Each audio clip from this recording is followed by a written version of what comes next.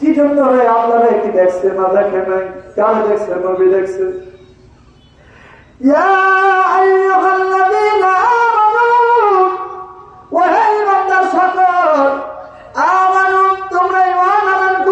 কিভাবে?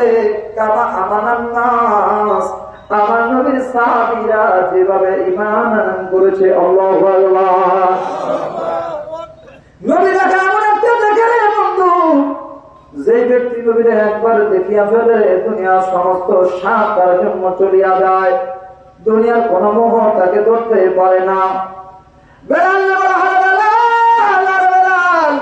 তুই আমার দাস, আমি তোরে কথা দিতেছি, তুই যদি নবীর কালেমা ছাড়িয়া দিস, লা ইলাহা ইল্লাল্লাহ মুহাম্মাদুর রাসূলুল্লাহ, সেই কালেমা যদি ছাড়িয়া দিস রে বেলাল, ও বেলাল, আমি তোরে দাস মুক্তি করে দিব।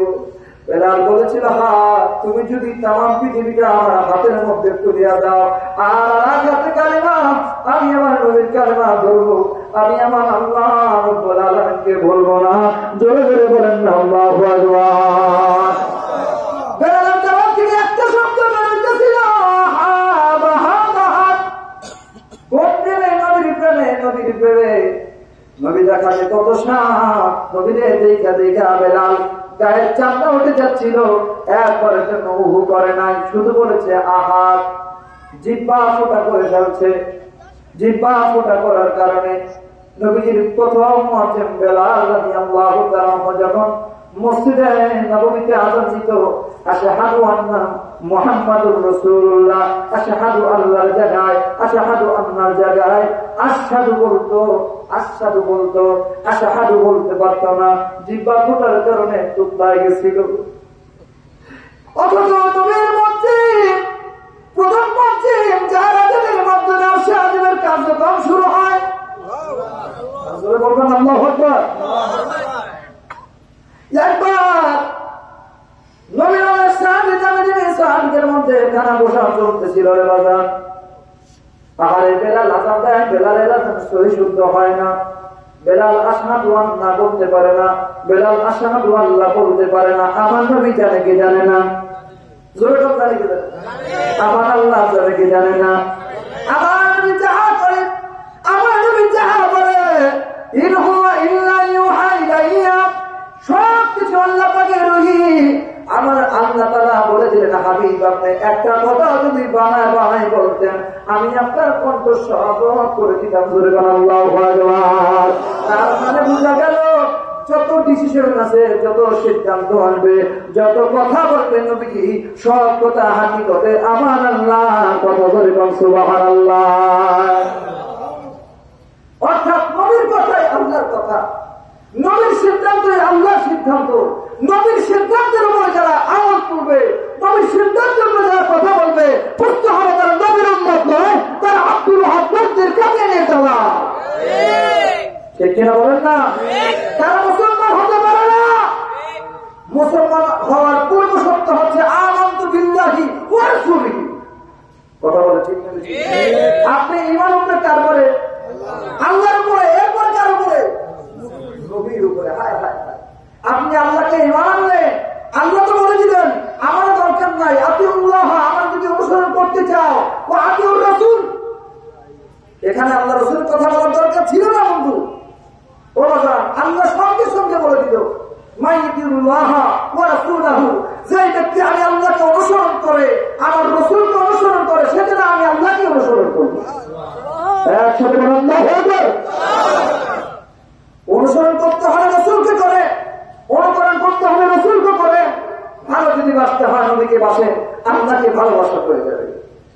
আল্লাহ আল্লাহ বলে পাগল হয় কোনো লাভ নাই, যদি ওই দিলে আপনার নবীর ভালোবাসা না থাকে। কথা বলে ঠিক নেবে ঠিক?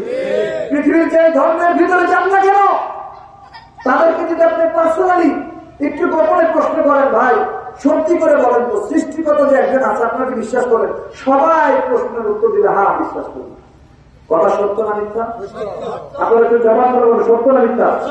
সে যেই ভাবে হোক না কেন, তাকে পার্সোনালি, সবার সামনে পার্সোনালি গোপন জিজ্ঞেস করবে যে ভাই আপনি বলেন তো স্রষ্টা কর্তা যে একজন, আপনি বিশ্বাস করেন? তারা সবাই অকপটে বলবে হ্যাঁ অবশ্যই বিশ্বাস করে। কিন্তু সমস্যা তো ওই জায়গায় যখন আমার রাসূল আসছে, সুবহানাল্লাহ বলবেন না? ওরে ভালো যদি বাঁচতে হয় নবীকে বাঁচো, মন যদি দিতে হয় নবীকে দিও। ও নবী তোরা না, নবী বাঁচানে না, ওই নবীকে মহব্বতে ভালোবাসিও। মন যদি দিতে হয় নবীকে দিও, ভালো যদি বাঁচতে হয় নবীকে বাঁচো। আল্লাহর প্রেম শুরু হয়ে গেল হযরত আলীর জন্য, নবীর ভালোবাসার মহব্বত শুরু হয়ে গেল হযরত নবী আল্লাহু তাআলার জন্য। নবীর কাছে আলী তাই, ইয়া রাসূলুল্লাহ, মায়ার নবী গো, দয়ার নবী গো। বেলাল রাদিয়াল্লাহু তাআলা ক্ষমা চান, বেলালের আযান তো সহি শুদ্ধ হয় না। আশহাদু আল্লাহর জায়গায় আশহাদু বলে, আশহাদু আন্নার জায়গায় আশহাদু আন্না বলে। রাসূল আপনি যদি অনুমতি দেন, মদিনার দামি দামি সাহাবীদের মধ্য থেকে যার কণ্ঠটা অনেক ভালো, যার তেলাওয়াত সহি শুদ্ধ, এমন একজন মসজিদ ইমামরা নতুন করে নিয়োগ দিয়ে জোরে বলেন আল্লাহু আকবার। নবীজি বলে, হ্যাঁ ঠিক আছে, এটাই যদি তোমাদের মনের বাসনা হয়, নবীও প্রেমের খেলা খেলবে তো ঠিক আছে, তাহলে পরে এটাই হক, তোমরা নিযুক্ত করো। এবার নবী একজনকে প্রধান হিসেবে, মুয়াজ্জিন হিসেবে নিয়োগ করে দিল। কিন্তু নবীর আসি নবীকে দেখে তিনি কালেমা পড়েছিল, নবীকে দেখে তিনি নিজের গায়ের চামড়া কষে ফেলেছিল। একবারের জন্য হু করে নাই, আহা করে নাই, শুধু বলেছে আঘাত আঘাত। ওই নুরানি চেহারা মোবারক স্মরণ করতো আর বলতো আঘাত। যে যতবার তার গায়ের মধ্যে আঘাত করেছে, জিহ্বা আগুন ধরায় দিয়েছে, ফোঁটা করেছে, গায়ের মধ্যে লোহার চাবুক, দাঁতের চাবুক দিয়েছে, ততবার শুধু বলেছে আঘাত আঘাত আঘাত। যতবার কষ্ট দিয়েছে ততবারই বেলাল রাদিয়াল্লাহু ওই নুরানি চেহারা মোবারক দেখি আঘাত আঘাত বলে কেঁদেছে। আল্লাহু আকবার। ওই বেলালের মতো আছে না যদি আমরা কইতাম এই দুনিয়ায় নবীর দেখা পাইতাম। দিলটাকে আমার করে দেন বন্ধু, গভীরভাবে খেয়াল করে। বেলাল রাদিয়াল্লাহু তাআলা আপনাকে দেওয়া হলো, বেলাল তুমি কালকে থেকে আযান দিবা না। বেলাল গুনগুন গুনগুনা কান্দা মসজিদে নববীর এক পাশে বেলাল রাদিয়াল্লাহু তাআলা ঢুকে কান্দে। আমার নবী আমারে আজ বুঝি আমারে দূরে খেলাই দিল, আজ বুঝি আজকে থেকে নবীর সামনে আর আমি একামত দিতে পারবো না। শুনেছি মসজিদের কণ্ঠ, মসজিদের সিনা নাকি সবার থেকে এক এক পরিমাণ উঁচু থাকবে। আজ থেকে আমার সেই সত্যটা পিতা হয়ে গেল। বেলাল রাদিয়াল্লাহু তাআলা ওই মসজিদের এক পাশে টুকরোয় টুকরোয় কাঁদতেছে। এদিন নতুন মসজিদ ফজরের আযান দেয়, রাত্রি গভীর হওয়া যায়, এসব চলে যায়, ফজরের আযান দেয় যখন, আহারে সকাল পার হয়ে যায়, সকাল করিয়ে দুপুর চলে আসে, দুপুর করিয়ে সন্ধ্যা এসে যায়। নতুন মসজিদ কত সুন্দর ভাবে আযান দিতেছে, আশহাদু আন্না মুহাম্মাদুর রাসূলুল্লাহ, আশহাদু আন্না মুহাম্মাদুর রাসূলুল্লাহ। আযান দেয়, আযান দেয়, আযান দেয়। এদিকে বেলাল রাদিয়াল্লাহু তাআলা কাঁদেন, আমার নবী আমারে বুঝে দূরে খেলাই দিল। কাল কিয়ামতের ময়দানে আমার আল্লাহ না জানি আমরা এইভাবে দূরে খেলাই দেয়। চিৎকার করে বলেন না আল্লাহু আকবার। বেলাল কাঁদতেছে চিন্তায়। আমার মনে হয় নবীর সঙ্গে থাকার বলো না, দূরে দূরে আমার নবী আমার খেলাই দেয়। আমি কালো বলে রে, আমি হাসি কালো বলে, আমার চেহারা কুৎসিত বলে, আমার কণ্ঠ ভালো না বলে, আমার উচ্চারণ শুদ্ধ না বলে নবী নিজে আমার এত দূরে খেলাই দিল। কার জন্য ইসলাম গ্রহণ করলাম, কারে ভালোবাসলাম, সেই আমার দূরে খেলাই দিল। এবার জিবরাইল আমিন খবর দেয়, ইয়া রাসূলুল্লাহ, ইয়া হাবিবাল্লাহ,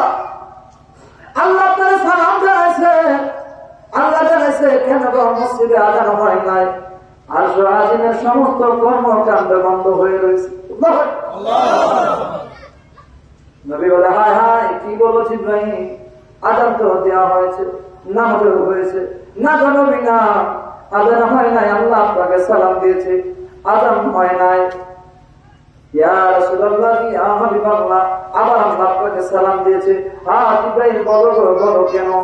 বলে, বেলালের আজান ছাড়া রে আল্লাহ আরশের মাঝে কোন কর্মকাণ্ড শুরু হয় না। প্রেম দেখে সুর দিয়ে না, তেলাওয়াত দিয়ে না, সহি শুদ্ধতা দিয়ে না, চেহারা দিয়ে না, নবীর ভালোবাসায় জজ্বায় মহব্বতের আজান দিয়েছে। যে আজানের ধ্বনি আল্লাহ আরশের মাঝে পৌঁছায় গেছে। আল্লাহ খবর দিয়েছে, হাবিব জলদি করে যা। বেলালে ডাকবেন, বেলাল মনে বড় কষ্ট পেয়েছে, বেলালের তাড়াতাড়ি করে ডাকবেন। বেলালকে বলেন, সে বেলাল যেন ডাক না হয়, বেলাল যেন কষ্ট না হয়, আপনি বেলালের বুকের মধ্যে টানিয়ে আনেন। বেলাল মসজিদের নবীর পাশে টুকরায় টুকরায় কাঁদতেছে, আর একটাই কথা বলতেছে, আল্লাহ কেন প্রেম করিলাম, কেন এমন প্রেম করিলাম। আগে জানতাম যদি তোরে ভালোবাসে, সে দুঃখে যা ইবে সুখে রয়ে জীবন।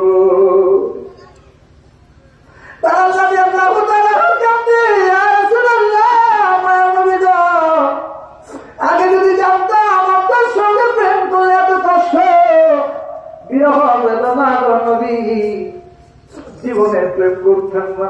আপনার প্রেমের বিরহ আমি মিলা সহ্য করতে পারি না। আমি আজান না দিলে, আপনার চেহারা মোবারক সামনে থেকে না দেখলে আমি বেলালের অন্তরাত্মায় শান্তি লাগে না।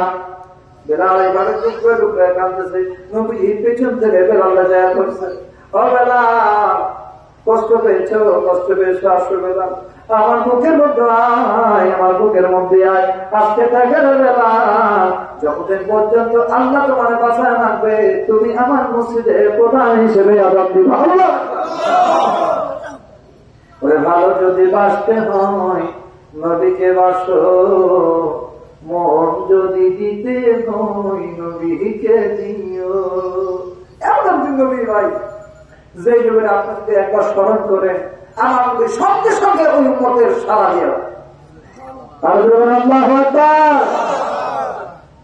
আমার নবী বলেন, তুমি যে প্রান্তে থাকো না কেন, তুমি আমার নবীকে স্মরণ করেছো, গুরুত্ব করেছো, তোমার বাবা, তোমার দাদা, তোমার পরদাদা 14 গোষ্ঠী সহকারে আমার কাছে লিস্ট আছে। বলেন না, একবার আমার নবীর স্মরণ করবেন, দুরূদ করবেন, সালাম দিবেন, আমার নবী আপনাকে ছাড়া কালকে আমাদের ময়দানে জান্নাতে যাবে না। আমরা লসনা লাভ করছি, দুরূদ শরীফ করে লসনা লাভ করছি। হায় হায়, সামান্য পরিমাণ আমল দিয়ে জান্নাতে যাওয়া সম্ভব। 63 বছর 70 বছর জিন্দিগির হায়াত আমরা দুনিয়াতে পাই, তার মধ্যে প্রতিদিন গবেষণা করে 60 বছরে 8টা ঘন্টা আমরা শুধু ঘুমায় কাটাই দিই, তার মধ্যে থেকে আরো 8 ঘন্টা আমরা হেলায় ডুবায় কাটাই দিতেছি, তার মধ্যে থেকে আরো কিছু সংসারের জন্য আমরা সময় শেষ করে দিচ্ছি। সামান্য কিঞ্চিত পরিমাণ সময় আমরা নামাজের মধ্যে ব্যয় করি। এই নামাজের ভিতরে আমরা দুনিয়ার সমস্ত কাজের খেয়াল করি। আমাদের নামাজ আদৌ হয় কিনা এটাও আমরা জানি না, ঠিক না বেঠিক? দেখেন, এরপরে যদি কাল কিয়ামতের ময়দান কঠিন ময়দান হয়ে যাবে, হায় হায়, পুলসিরাতের বিশাল একটা রাস্তা, পরকালে সেই রাস্তা, হায় হায়, এগুলো পারের জন্য সামান্য কিছু আমল দ্বারা সম্ভব? কখনোই সম্ভব না যদি হুব্বে রাসূল নবীর ভালোবাসা প্রেম না থাকে। নবীর প্রেম কেমন প্রেম শোনে।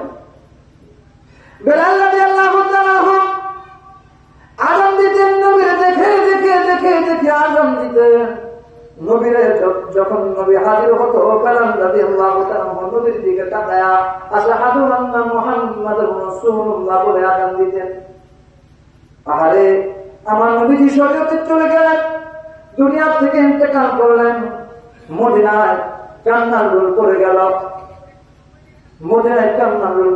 হযরত ওমর রাদিয়াল্লাহু তাআলা তরবারি বের করে বলতেছি,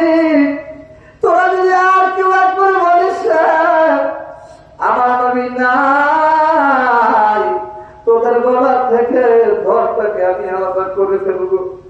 আবু বকর বলে, ভাই ওমর ধৈর্য ধরো, পাগলামি করো না, ধৈর্য ধরো, পাগলামি করো না। সামান্য কিঞ্চিত সময় আমার নবী পবিত্র রূহ মুবারক হযরতে আজরাইল আমি নিয়েছিল, সহ্য করতে পারে নাই, কাঁপতেছিল, পুরা দেহ থরথর করে কাঁপতেছিল।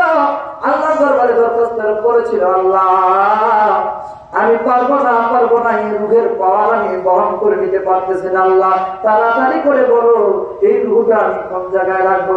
আসমানের জায়গা হয় না, আলোর জায়গা হয় না, আমলের জায়গা হয় না, ইল্লেও হয় না। আমার বন্ধুরা কেন নবীজির রূহের এত পাওয়ার? এমন একটা রূহ আল্লাহ রাব্বুল আলামিন আমার নবীর সুরতের ভিতরে দেখিয়ে বলেন যে এই ক্ষমতার পাওয়ার পৃথিবীতে আল্লাহ ছাড়া আর কারো রাখার মতো নাই। আল্লাহু আকবার। আল্লাহ নূর দ্বারা সৃষ্টি করেছেন, কুল জাআকুম মিনাল্লাহি নূরুন ওয়া কিতাবুম মুবিন। আল্লাহ নূর থেকে সৃষ্টি করার কারণে পৃথিবীর বুকে আমার নবীর রূহের পাওয়ার রাখার মতো আর কোনো স্থান ছিল না, আর কারো ক্ষমতাই ছিল না। যার জন্য আল্লাহ বলেন, হে আজরাইল তুই কোথায় রাখবি? বলে সব আমার নবীর রূহ মুবারক আমার নবীর দেহের ভিতরে দিয়ে। আর সুবহানাল্লাহ। এই জন্য আমার নবী বলে দিলেন যে আমার হায়াত এবং মওতের ভিতরে কোন পার্থক্যটা নাই। আমার হায়াতের কোন উম্মতের জন্য লাভবান উত্তম, ঠিক তেমনি করে আমার মৃত্যুটাও হয় তোমাদের জন্য উত্তম। সুবহানাল্লাহ। বন্ধুরে আমার বেলাল রাদিয়াল্লাহু তাআলা অন্যান্য সাহাবীদের মতো পাগল হয়ে গেল, একটা গাছুরি হাতে করছে, ছোট্ট একটা টুকরা আমার যে কাপড় চাপড় ছিল কাপড়ে নিয়ে মাথায় চলছে, আমি চলে যাব। একদম পাগল করা হয়ে, পাগল আছে না? পাগল আছে না এলাকায়? আছে তো? কানে বানে কারোর সাথে কথা বলে না, পাগলের বেশি ফেলা মাথা নিচে করে চলে যাচ্ছে। আমি ওকে ডাকছে, বেলা ও ভাই বেলা কই যাও? বলে যাবো তোর ভাই আমি চলে যাচ্ছি, আমি আর থাকতে পারি না, নবীর বিরহ আমি থাকতে পারি না। যতবার আমি আযান দিতে যাই ততবার আমার নবীর বিরহ অন্তরের ভিতরে বাড়ি দেয়। আমি নবীর বিরহ সহ্য করতে পারি না। নবীর দেখে দেখে আযান দিয়েছি, আমি নবীর না দেখলে আমার অন্তরে শান্তি লাগে, আমি আর আযান দেব না, আমি চলে যাব। আমি অপরাধ বলে বলেন, তুই কে নবীরে ভালোবাসিস? আমরা কি নবীরে ভালোবাসি না? আবু বকর, ও বেলাল, আমি আবু বকর তোমার নবীর দরজায় এনে দিয়েছিলাম, আমার কথা শোন, আমরা তো নবীরে ভালোবাসি, তুমি থেকে যাও, থেকে যাও। বেলাল রাদিয়াল্লাহু তাআলা বলে, ভাই আবু বকর আপনি আমায় ছাড়াইছেন, আপনি বলেন তো আপনি কি আমার নিঃশব্দভাবে ছাড়াইছেন নাকি আপনার গোলাম করার জন্য ছাড়াইছেন? আবু বকর কথা নিতে করে বেলাল, আল্লাহকে আল্লাহর কসম করে বলি আমি তোমার নিজ গুণে নিঃস্বার্থে ছেড়ে দিয়েছি, দাসী করার জন্য নয়, দাস করার জন্য নয়। ভাই আবু বকর তাহলে বলে আপনি আমার প্রতি কোন জুলুম করতে পারবেন না, জোর জবরদস্তি করতে পারবেন না। আমার বিদায় দেন, বিদায় দেন, আমি মদিনায় থাকবো না। মদিনায় থাকলে বলি নবীর বিরহে আমার অন্তরে শান্তি লাগে না, আমি থাকতে চাই না। কেন বেলাল, কেন থাকবে না? তুমি নবীর না দেখে থাকতে পারো, আমি নবীর না দেখে একটা মুহূর্তের জন্য থাকতে পারবো না। যে শহরে নবীর আমি দেখবো না ওই শহরে আমি বেলাল থাকবো না। হাঁটতে হাঁটতে হাঁটতে হাঁটতে সিরিয়া বেলাল রাদিয়াল্লাহু তাআলা চলে গেল। একদিন না, দুই দিন না, 6 মাস পার হয়ে যায়। বেলাল রাদিয়াল্লাহু তাআলা ঘুমের মধ্যে কন্যার অবস্থা আছে, হঠাৎ করে জানতে বলে, বেলাল কেন বেলাল, কেন? আমি তুমি নিঃসঙ্গে তুমি এরকম অত্যাচার করলা, আমি নবীর উপর তুমি এরকম ভাবে জুলুম করলা। কতদিন যাব বেলাল তোমার দেখি না, জলদি করে বেলাল আমি তো বুঝির যাবতে মদিনায় বেলাল। বেলালের মতো আসে গেছে দিহি আমরা হইতা নবীজিকে স্বপ্ন যোগে দেখিতাম, বলেন নবীজিকে স্বপ্ন যোগে দেখিতাম।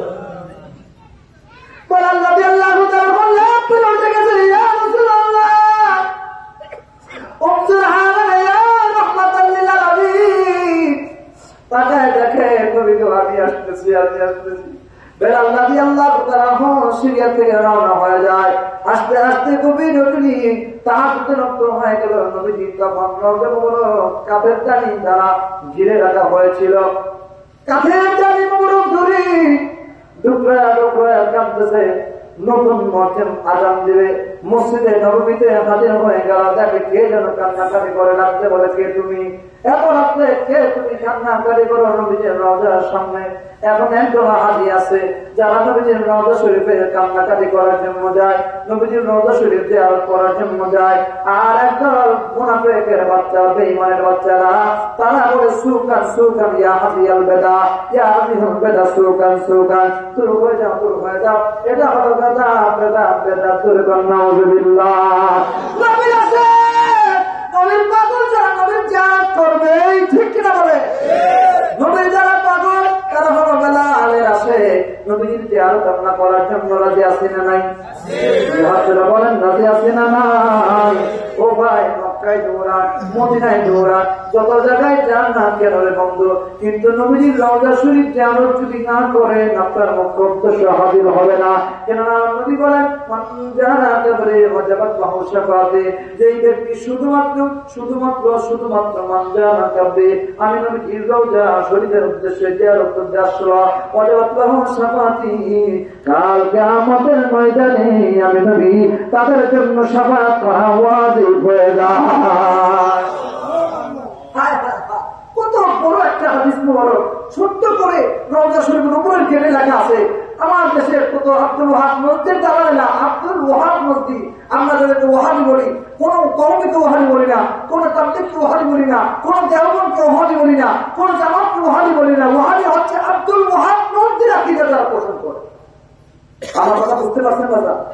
কওমি ভাইরা ওয়াহাবি না, তাবলীগ ওয়ালারা ওয়াহাবি না, জামাত ওয়ালারা ওয়াহাবি না। ওয়াহাবি তারা যারা আব্দুল ওয়াহাব মসজিদের অনুসারী, যারা বলবে নামাজের ভিতরে হাত দাও, যারা বলবে নবীকে জিয়ারত করা যাবে না, যারা বলবে নবীকে ইয়া নবী সাল্লাল্লাহু আলাইহি ওয়া সাল্লাম বলা যাবে না, এরা হচ্ছে আব্দুল ওয়াহাব মসজিদ।